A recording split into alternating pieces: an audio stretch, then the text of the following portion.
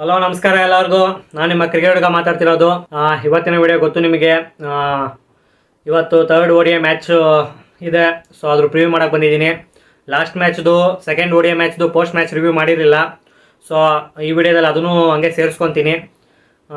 ವಿಡಿಯೋಗೆ ಹೋಗೋಕ್ಕಿಂತ ಮುಂಚೆ ಯಾರನ್ನ ಫಸ್ಟ್ ಟೈಮ್ ಬಂದು ನಮ್ಮ ಚಾನಲ್ಸಲ್ಲಿ ವೀಡಿಯೋಸ್ ನೋಡ್ತಾ ಇದ್ರೆ, ವೀಡಿಯೋಸ್ಗಳು ಇಷ್ಟ ಆಗ್ತಾಯಿದ್ರೆ ಪ್ಲೀಸ್ ಸಬ್ಸ್ಕ್ರೈಬ್ ಮಾಡಿಕೊಂಡು ಸಪೋರ್ಟ್ ಮಾಡಿ. ಈ ಚಾನಲ್ಗೆ ನಿಮ್ಮ ಸಪೋರ್ಟ್ ಬೇಕೇ ಬೇಕು ಅಂತ ಕೇಳ್ತಾ ಈಗ ಬನ್ನಿ ಒಂದೇ ವಿಡಿಯೋಗೆ ಜಂಪ್ ಮಾಡೋಣ.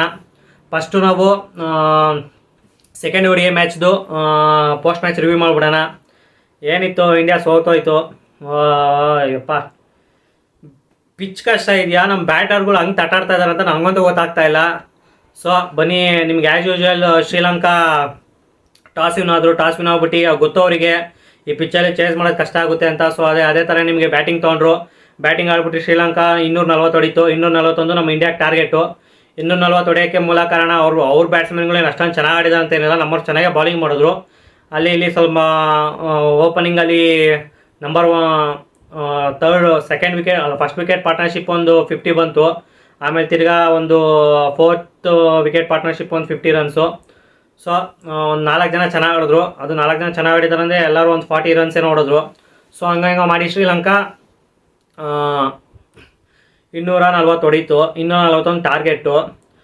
ಆದರೂ ಕಷ್ಟ ಇರುತ್ತೆ. ಹೋಸತಿ 236 ಡಿಫೈನ್ ಮಾಡ್ಕೊಂಡಿದ್ರು ಫಸ್ಟ್ ODI ಮ್ಯಾಚಲ್ಲಿ.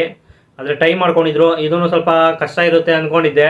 ಆದರೆ ನಮ್ಮ ರೋಹಿತ್ ಶರ್ಮಾ ಸ್ಟಾರ್ಟ್ ಕೊಡೋದು ನೋಡ್ಬಿಟ್ಟು ಈ ಮ್ಯಾಚ್ ಆರಾಮಾಗಿ ಹೊಡೆದಾಕ್ತಾರೆ ಇಂಡಿಯಾ ಅಂದ್ಕೊಂಡ್ರೆ, ಆಮೇಲೆ ರೋಹಿತ್ ಶರ್ಮಾ ಔಟ್ ಆದ ತಕ್ಷಣ ಏನು ಗುರು ಬ್ಯಾಟಿಂಗ್ ಕೊಲ್ಯಾಪ್ಸು. ತಿರ್ಗಾ ಗೌತಮ್ ಗಂಭೀರ್ ಇದು ಡೀಪಾಗಿ ಥಿಂಕ್ ಮಾಡಲೇಬೇಕು. ಯಾಕೆ ಹಂಗೆ ಬ್ಯಾಟಿಂಗ್ ಕೊಲ್ಯಾಪ್ಸ್ ಆಗ್ತಿದೆ ಅಂತ ಗೊತ್ತಿಲ್ಲ. ಒಂದು ಸಣ್ಣ ಪಾರ್ಟ್ನರ್ಶಿಪ್ ಬರ್ತಿಲ್ಲ ರೋಹಿತ್ ಶರ್ಮಾ ಔಟ್ ಆದ ತಕ್ಷಣ. ಎಂಥ ಓಪನಿಂಗ್ ಪಾರ್ಟ್ನರ್ಶಿಪ್ ಗುರು. ಗಿಲ್ಲು ಮತ್ತು ರೋಹಿತ್ ಶರ್ಮಾ ನಡುವೆ 96 ನಾಟ್ ಔಟಲ್ಲಿ ಇದ್ದೀವಿ. ಇನ್ನು ಬೇಕಾಗಿರೋದೇ ಒಂದು 240 ರನ್ನು. ಅಲ್ಲಿ ನಿಮ್ಗೆ 240 ರನ್ ಬೇಕು.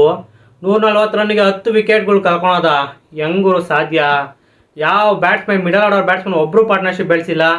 ತುಂಬ ಬೇಜಾರಾಗೋಯ್ತು. ಯಾಕಿಂಗೆ ಅವ್ರು ಚೆನ್ನಾಗಿ ಬಾಲಿಂಗ್ ಮಾಡಿದ್ರು, ನಾವು ಆ ಥರ ಸ್ಪಿನ್ನಿಗೆ ಆಡೋಕ್ಕೆ ಕಷ್ಟಪಡ್ತಾ ಇದ್ದೀವೋ.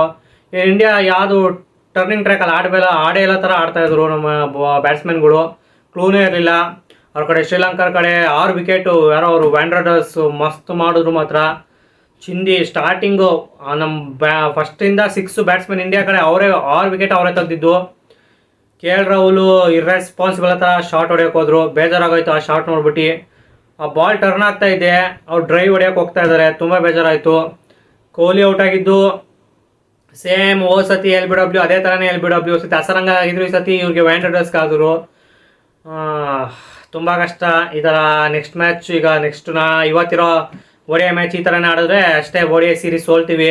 ನಾನೇನೋ ಆರಾಮಾಗಿ ಹೊಡೆದಾಕ್ತಾರೆ ಅಂದ್ಕೊಂಡ್ರೆ ODI ಸೀರೀಸು ಈಗ ಟೈಮ್ ಮಾಡ್ಕೊಳೋ ಪರಿಸ್ಥಿತಿ ಬಂದಿದೆ ಇಂಡಿಯಾಗೆ. ಆಮೇಲೆ ನಿಮಗೆ ಚೆನ್ನಾಗಿ ಆಡಿದ್ದು ಅಂದರೆ ನಮಗೆ ರೋಹಿತ್ ಶರ್ಮಾ 65 ರನ್ಸು ಸೈಕು. ರೋಹಿತ್ ಶರ್ಮಾ ಬೇರೆ ಪಿಚ್ಚಲ್ಲೇ ಬ್ಯಾಟಿಂಗ್ ಆಡೋ ಥರ ಆಡ್ತಾಯಿದ್ರು. 29 ಬಾಲು 50 ರನ್ ಹೊಡೆದಿದ್ರು. ಸೈಕಾಗಿ ಆಡಿದ್ರು ಅವರು. ಮತ್ತು ಶುಭ್ಮನ್ ಗಿಲ್ ಸೆಟಲ್ ಆಗಿದ್ರು. 30 ಓವರ್ಸ್ ಏನೋ ಹೊಡೆದಿದ್ರು. ಆಮೇಲೆ ಯಾಕೆ ಔಟ್ ಆದರೂ ನನಗೂ ಗೊತ್ತಿಲ್ಲ.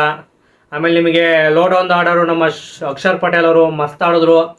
ರೋಹಿತ್ ಶರ್ಮಾ, ಶುಭ್ಮನ್ ಗಿಲ್ಲು ಮತ್ತು ಅಕ್ಷರ್ ಪಟೇಲ್ ಈ 3 ಜನ ಇಂಟೆಂಟಲ್ಲಿ ಕಾಣಿಸ್ತಾ ಇದ್ದಿದ್ದು ಹೋಗಿ ರನ್ ಮಾಡಬೇಕು ಅಂತ. ಶಿವಮ್ ದುಬೆ ಕ್ಲೂನೇ ಇರಲಿಲ್ಲ ಅವ್ರಿಗೆ. ನನ್ನ ಪ್ರಕಾರ ಇಷ್ಟು ಇದು ಥರ್ಡ್ ODI ಮ್ಯಾಚ್ಗೆ ಬರ್ತೀನಿ. ಇಷ್ಟು ಪೋಸ್ಟ್ ಮ್ಯಾಚ್ ರಿವ್ಯೂ ಆಗಿತ್ತು. ನನಗಂತೂ ತುಂಬ ಡಿಸಪಾಯಿಂಟ್ ಆಯಿತು ಮ್ಯಾಚ್ ನೋಡಿ. ಇಂಡಿಯಾಗೆ ಏನೇನೋ ಎಕ್ಸ್ಪೆಕ್ಟೇಷನ್ ಇಟ್ಕೊಂಡಿದ್ದೆ, ಆರಾಮಾಗಿ ಶ್ರೀಲಂಕಾನ ಬೀಟ್ ಮಾಡ್ತಾರೆ ಅಂತ. ಈಗ ನಾವೇ ಟೈ ಮಾಡ್ಕೊಳೋ ಪರಿಸ್ಥಿತಿ ಬಂದಿದ್ದೀವಿ. ನೋಡೋಣ ಏನಾಗುತ್ತೆ ಅಂತ. ಈಗ ಬನ್ನಿ, ಥರ್ಡ್ ODI ಮ್ಯಾಚ್ ಏನೋ ಚೇಂಜಸ್ ಇರುತ್ತಾ ಪ್ಲೇಯಿಂಗ್ ಲೆವೆನಲ್ಲಿ ಮತ್ತು ಯಾವ ಸ್ಟೇಡಿಯಮಲ್ಲಿ ಆಡ್ತಿರೋದು ಅಂತ ತಿಳಿಸ್ತೀನಿ.